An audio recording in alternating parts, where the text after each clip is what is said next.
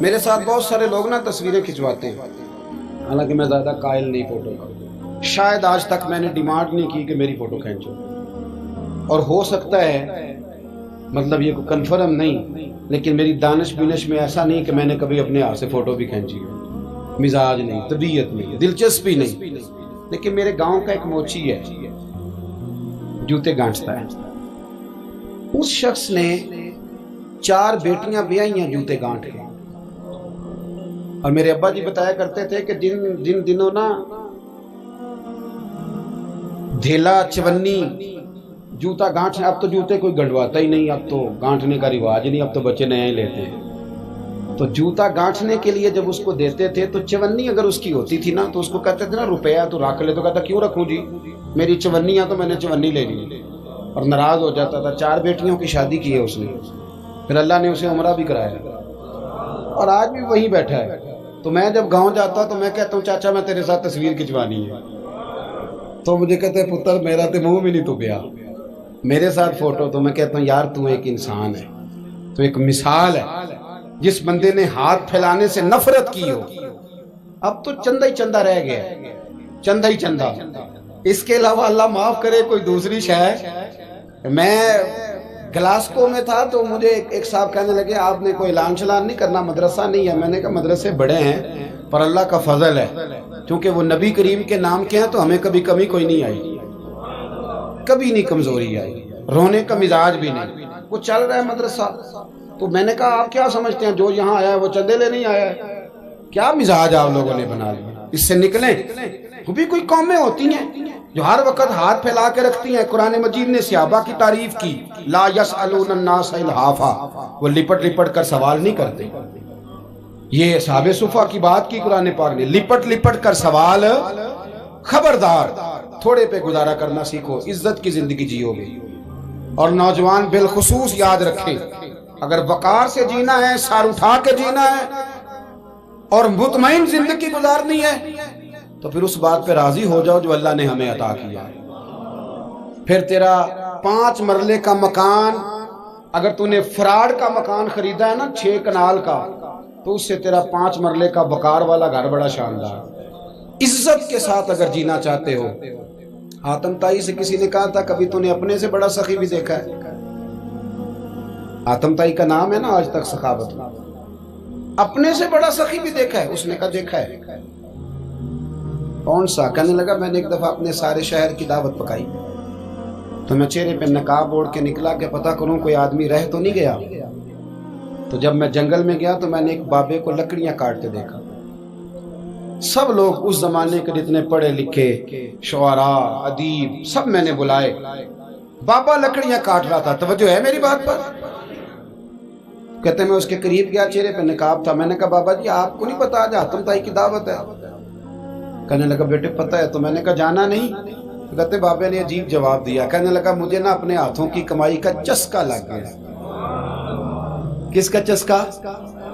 ہاں آج کل چسکا یہ ہے کہ کسی کو پارٹی کیسے ڈالنی ہے، کیسے مفت کی روٹی کھانی ہے۔ کس کا چسکا لگ گیا؟ اپنے ہاتھوں کی۔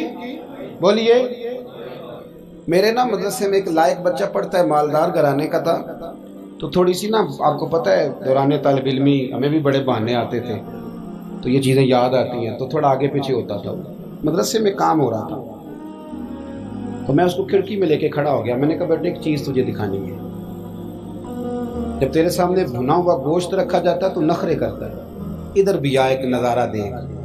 مزدور نا سویرے 2 روٹیوں کے بیچ اچار رکھ کے لاتا ہے، اور جب وہ دوپہر کو کھانے لگتا ہے نا میرے بھائی، تو وہ اچار اس کی روٹیوں کو بھی لگ جاتا ہے اور پونے کو بھی لگ جاتا ہے۔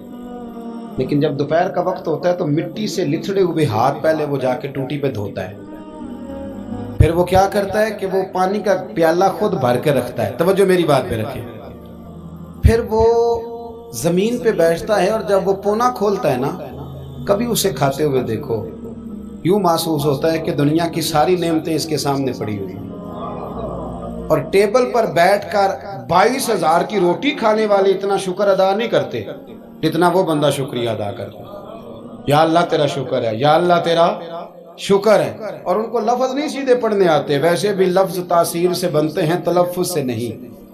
اہل دل آج بھی ہیں، اہل زبان سے آگے.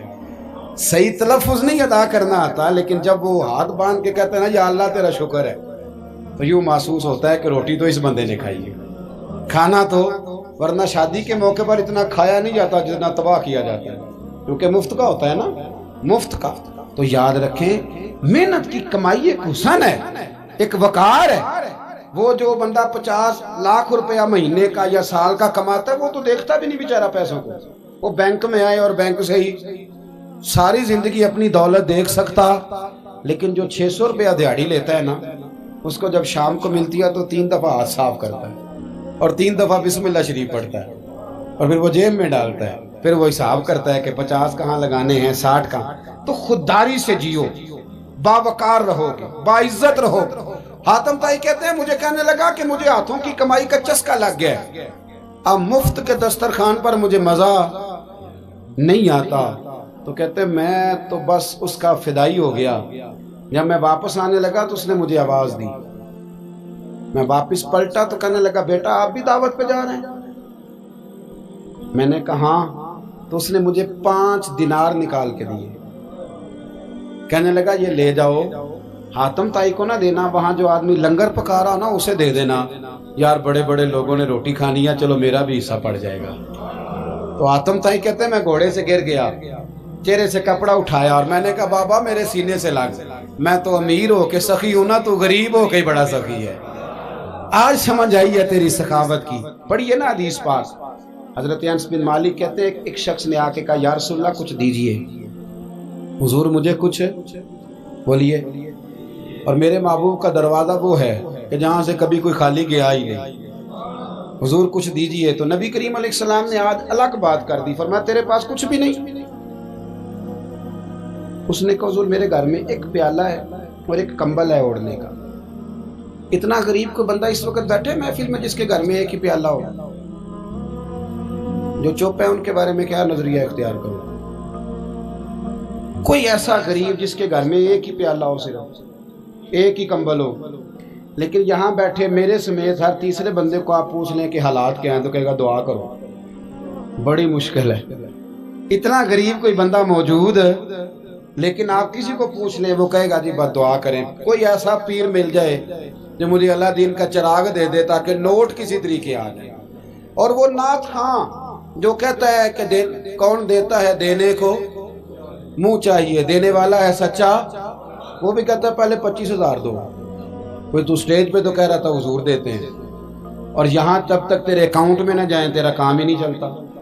عجیب تماشا ہے نا. ایک صاحب نے بڑی دور سے مجھے فون کیا، کہنے لگے ٹائم دے دیں. میں نے کہا جی میں آ جاؤں گا، فارغ ہوتا ہوں تو آ جایا کرتا ہوں، مسئلہ نہیں ہے، ہم اتنے بڑے لوگ ہی نہیں، آ جائیں گے. کہنے لگا جی آپ بتائیں مطلب اکاؤنٹ نمبر دے دیں. میں نے کہا یار آپ نے غلط جگہ فون کر لیا، میں نے تو بتایا کہ وہ تو بڑے لوگ ہوتے ہیں، تو ہمیں پتہ ہے اپنی حیثیت کا، انشاءاللہ حاضر ہو جائیں گے، آپ سے بات ہوگی. کہنے لگے نہیں آپ کو تو کچھ بتانا ہی پڑے گا، کچھ بتائیں کچھ بتائیں. میں نے کہا کچھ بھی نہیں، میں انشاءاللہ حاضر ہوں گا. اللہ نے مجھے توفیق دی ہے، میں شام کو بڑی زبردست کھانا اپنے بچوں میں اچھا بیٹھ کے کھاتا ہوں. ایک گاڑی ہے جس پہ سفر کرتا ہوں، اگرچہ مکان میرا 2 کمروں کا ہے، پر کبھی اللہ تعالیٰ نے میرے دل میں یہ تمنا پیدا نہیں کی کہ کوئی بہت بڑا ہو تو گزارا صحیح ہو. میں بڑی اطمینان بخش زندگی گزارتا ہوں، تو میں آ جاؤں گا. کہنے لگے نہیں تہاڈی مہربانی کچھ دسو. میں کہا 3 کروڑ روپیہ دے چاہے. کتنا جی؟ اللہ جانتا ہے ہنسانے کے لیے بات نہیں کر رہا، اور مسجد میں اونچا ہنسے بھی نہ. کتنے دیں؟ جی یہ تو آپ نے کیا کہہ دیا. میں نے کہا یار اگر میں نے اپنے لفظ ہی بیچنے ہیں تو اب میں 25-40 ہزار میں بک جاؤں. تو میں تو سمجھتا ہوں کہ نبی پاک کا فرمان بڑا قیمتی ہے، تو ریٹ لگاؤں تو میری حیثیت یہ ہو کہ 40,000 روپیہ. اگر میں نے بکنا ہی ہے تو کوئی ریٹ تو لوں نا. اور ویسے بھی میں تو سمجھتا ہوں کہ میں بڑا انمول ہوں، اس لیے کہ میں رسول اللہ کے دین کا نوکر ہوں. اور یہ غلطی ان کی نہیں جو بیچتے ہیں، غلطی ان کی ہے جو خریدتے ہیں. آپ لوگوں نے مارکیٹیں بنائی ہیں، آپ مارکیٹیں نہ بناتے تو کبھی مارکیٹوں میں اس طرح کی چیزیں بکنے کہ ہم نے ظلم کیا ہے، ہم نے زیادتی کی ہے، ہم نے یہ ماحول بنایا ہے. بہرحال بات دور نہ نکل جائے، واپس آتا ہوں. نبی کریم صلی اللہ علیہ وسلم نے فرمایا تیرے پاس کچھ نہیں، ایک کمبل ہے اور ایک. حضور نے فرمایا لے کے آ. یہ سرکار کا فرمان سیاستہ سے عرض کر رہا ہوں۔ اگرچہ امام جلال الدین سیوطی نے تفسیر در منصور میں تفصیل کے ساتھ اس روایت کو کئی طرق سے بیان کہا، ایک کمبل، یارو سوچو ایک کمبل جس بندے کے پاس ہو، ایک پیالہ، اس سے بھی کوئی غریب ہوگا، حضور نے منگا لیا اور بولی لگا دی، کون خریدے گا؟ ایک شخص نے کہا 1 دینار، ایک نے کہا 2، حضور نے 2 دینار میں بیچ دیا۔ وہ بولا نہیں کہ حضور 2 ہی تو چیزیں تھی، وہ بھی بیچ دی آپ نے۔ اللہ کے رسول نے فرمایا 1 دینار کا کھانا لے جاؤ اور 1 دینار کا کلاڑا خرید کے لاؤ۔ وہ لائے۔ حضرت انس کہتے ہیں بندہ بڑے نصیبوں والا تھا، وہ جب کلاڑا خرید کے لایا تو اس میں دستہ میرے نبی نے دستے مبارک سے لگایا، حضور نے دستہ لگایا اور فرمایا یہ لے جنگل میں جا۔ مسلمانوں، یہ میرے رسول اللہ کی تعلیم ہے۔ نوجوانوں غور کرو، اگر معاشرے کو سنوارنا ہے تو اس چیز پر محنت کرو۔ فرمایا یہ کلاڑا پکڑ، رسی پکڑ، جنگل میں جا، لکڑیاں کاٹ کے لا، کھا بھی اور کھلا بھی، پہن بھی اور پہنا بھی، جا۔ اور حضور نے فرمایا 15 دن مجھے نظر نہ آنا، جا کام کر، جا کے محنت کرنا اہل اسلام کا شیوا ہے۔ آج پوری دنیا میں ہمارا کشکول مشہور ہے، دھوکہ معروف ہے۔ لوگ کہتے ہیں کہ انہوں نے ایسے ہم نے طریقے غیروں سے پیسے نکالنے کے اختیار کیے، ایسے طریقے کہ کبھی سنے تو شرم سے سر جھک جاتا ہے۔ یہ معیار ہوتا ہے اعلیٰ قوموں کا کہ وہ چندوں پہ زندگی گزاریں، وہ مانگ کر کے کھائیں، یہ معیار ہوتا ہے۔